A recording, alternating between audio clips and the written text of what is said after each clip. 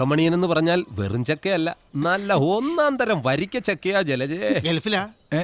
അല്ല അത് പിന്നെ എന്തിന് ഗൾഫിൽ പോണം? കണ്ണെത്താ ദൂരത്തോളം വേമ്പനാട്ടുകായൽ ഇങ്ങനെ നീണ്ടു നിവർന്ന് കിടക്കുകയല്ലേ. വേമ്പനാട്ട് കായലോ?